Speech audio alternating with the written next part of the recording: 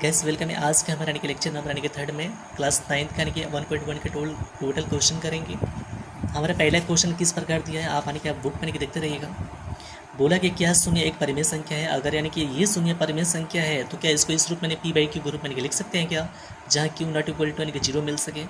बोलेंगे कि जीरो को हम जीरो बाई यानी कि 1 लिख सकते हैं। हमने बताया था परिमेय संख्या का यानी कि कोई भी यानी कि नंबर हो उसका यानी कि बट्टा में यानी कि 1 छिपा रहता है।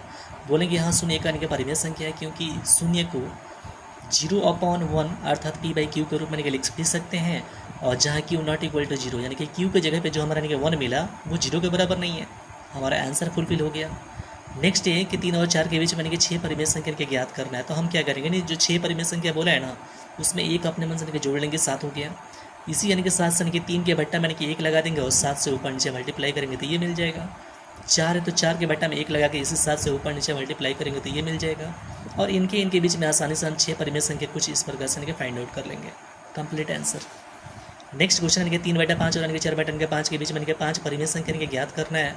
तो हम यानी कि ऐसे भी निकाल सकते हैं और इस तरीके से यानी कि सोच के अप्रोच करके यानी कि वैसे भी निकाल सकते हैं।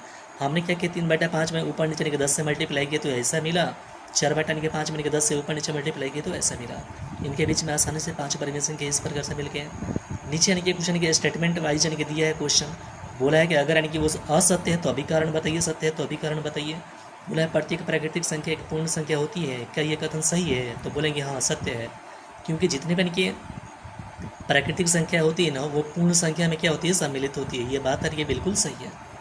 नेक्स्ट यानी कि क्वेश्चन हमारा बनता है अगला क्वेश्चन कि क्या प्रत्येक पूर्णांक, सवाल है कि प्रत्येक यानी कि पूर्णांक यानी कि पूर्ण संख्या होती है, यह कथन असत्य है क्योंकि ऋणात्मक पूर्णांक एक पूर्ण संख्या नहीं होगा। ठीक है, नंबर लाइन पे जब आप लिखने के लिए जाइएगा ना तो जीरो का यानी कि राइट साइड पॉजिटिव है, जीरो के लेफ्ट साइड यानी कि नेगेटिव है।